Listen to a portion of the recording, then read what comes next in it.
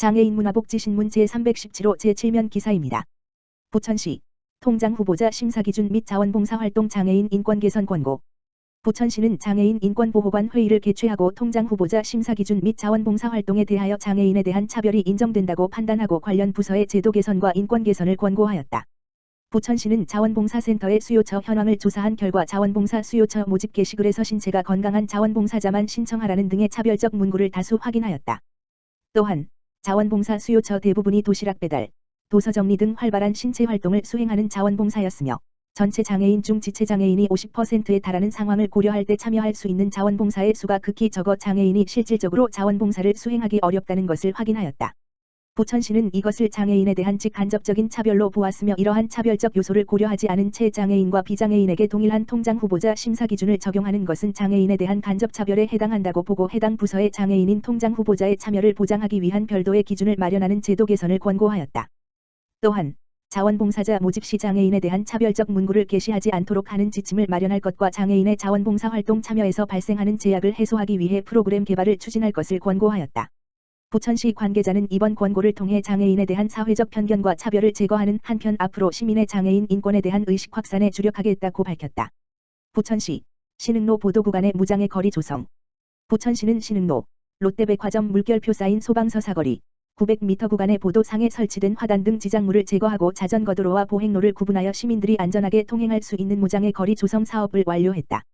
그동안 신흥로 보도상에는 화단, 조형물, 가로수 등이 혼재되어 좁은 보행 공간의 자전거, 보행자는 물론 유아차, 휠체어까지 사고의 위험이 있었으나 이번에 무장애 거리 조성 사업으로 모두가 안전한 쾌적한 보행 공간을 확보하게 되었다. 또한 최대 15m에 이르는 보도상 빗물 배수를 위해 보행로 중앙 원형 수로관을 설치하여 오기 시 빗물 배수를 신속하고 효과적으로 처리할 수 있도록 하였다. 특히 보도상에 난립된 가로수 수목을 제거하고 보행로 양쪽에 터널식으로 재배치하여 시각적으로 개방되고 쾌적한 보행 공간을 확보했을 뿐만 아니라 여름철 가로수 터널을 형성하여 가로수 터널 명소가 될 것으로 기대된다. 장덕천 부천시장은 현장을 방문하여 공사 관계자 등을 격려하고 보행이 안전한 도시가 살기 좋은 도시다라고 말하면서 앞으로도 안전하고 쾌적한 무장애 거리 조성을 지속적으로 추진해 달라고 당부했다.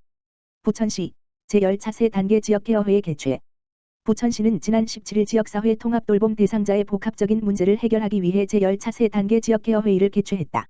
지역케어회의는 주거, 요양돌봄, 보건의료 등 다양한 직종의 전문가로 인력풀을 마련해 통합돌봄 대상자의 서비스 제공 방안에 대한 자문 등을 수행하는 맞춤형 회의체이며 에서 운영하는 1-2단계 지역케어회의에서 해결하지 못하는 고난도 통합돌봄 사례이거나 통합돌봄 선도사업 제도 개선이 필요한 사례에 대해 여러 전문가와 함께 논의해서 적절한 대안을 찾아가는 데 목표를 가지고 있다.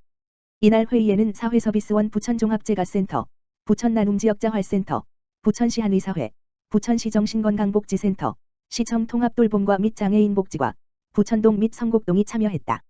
회의 참석자들은 지원을 최대 요구하는 독거장애인의 서비스 제공을 위한 자기결정권과 합의가 필요함은 물론 지원 가능한 방안이 누락되지 않도록 대상자와 관련된 기존 서비스 제공기관과의 협의 필요성을 강조하였다.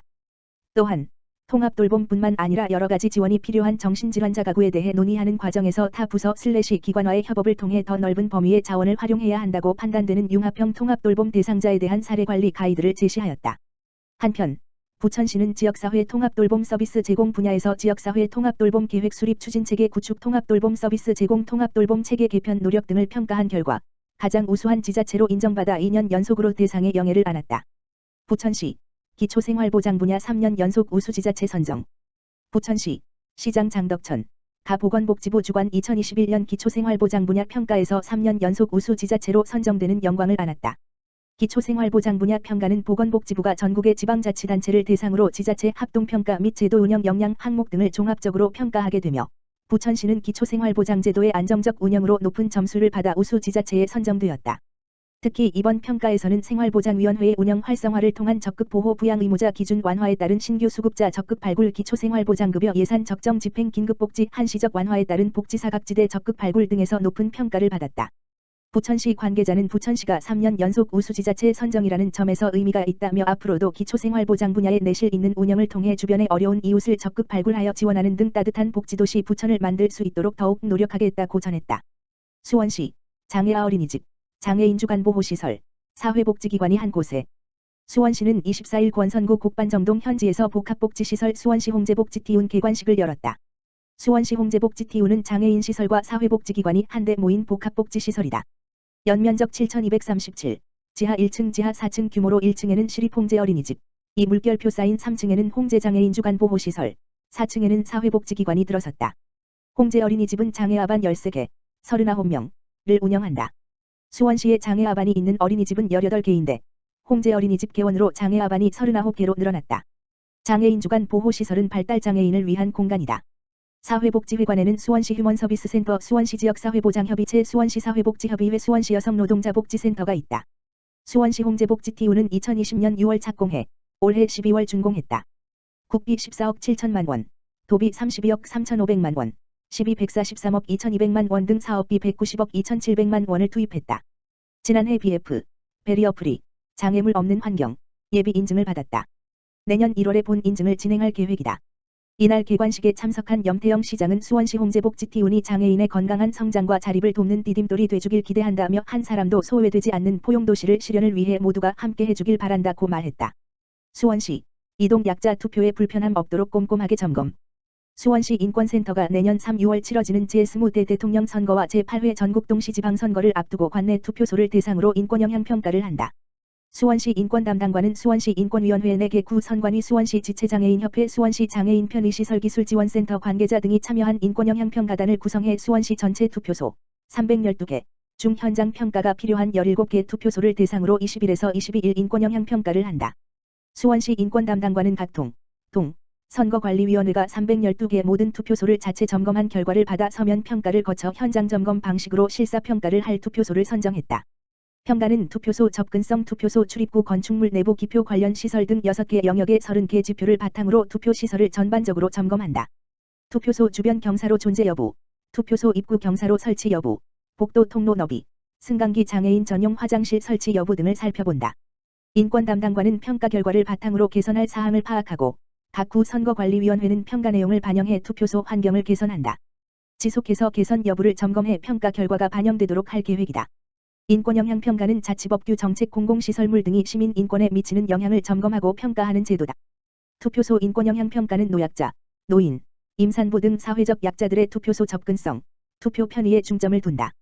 수원시는 제19대 대통령 선거를 앞둔 2017년 4월 처음으로 투표소 인권영향 평가를 했다. 이번이 4번째 평가다. 수원시 인권담당관 관계자는 이번 한차 서면 평가 결과 과거 개선 권고를 받았던 투표소에서 장소 변경, 시설물 개선 등이 개선이 이루어진 것을 볼 수 있었다며 투표소 인권영향 평가의 긍정적 효과를 확인했다고 말했다. 이어 수원시 선거관리위원회의 적극적인 참여, 개선 의지 덕분에 수원시민들의 참정권이 한층 더 보장될 수 있게 됐다며 앞으로도 투표소 등 물리적 환경 개선을 위한 노력을 지속하고 참정권에 부정적인 영향을 미치는 다른 질적 요소들까지로 인권영향 평가를 확대해 나갈 것이라고 밝혔다. 수원시 어린이집 관련 단체, 수원시에 잇따라 기부. 수원시 어린이집 관련 단체들이 경제적으로 어려움을 겪는 이웃에게 전달해 달라며 21일 수원시에 잇따라 기부금을 전달했다. 수원시 공공형 어린이집 연합회 김복수, 별초롱 어린이집 회장은 미혼모자 가족복지서설과 아동복지시설에 전달해 달라며 수원시 공공형 어린이집 45개소가 모금한 500만 원을 전달했다. 또 수원형 어린이집 협의회 이미형, 기쁨 어린이집 회장은 저소득층을 위해 사용해 달라며 4개구 수원형 어린이집에서 모금한 후원금 200만 원을 전달했다. 수원시 영세아 전용 어린이집 수원지역장 양영미 꿈동이 어린이집 원장은 저소득 세대를 지원하는 데 사용해 달라며 관내 영세아 전용 어린이집 13개소가 모은 100만 원을 전달했다. 3개 단체의 후원금 전달식은 21일 이귀만 수원시 복지여성국장 집무실에서 열렸다. 수원시는 후원금을 경기사회복지공동모금회에 지정 기탁해 형편이 어려운 시민에게 전달할 예정이다. 공공형 어린이집 연합회의 후원금 500만 원은 미혼모자 가족복지시설, 아동복지서설 등 10개소에 50만 원씩 배분할 예정이다. 이귀만 복지여성국장은 소외된 이웃을 위해 따뜻한 사랑을 실천해주신 3개 단체에 감사드린다며 도움이 꼭 필요한 이웃들에게 후원금을 잘 전달하겠다고 말했다.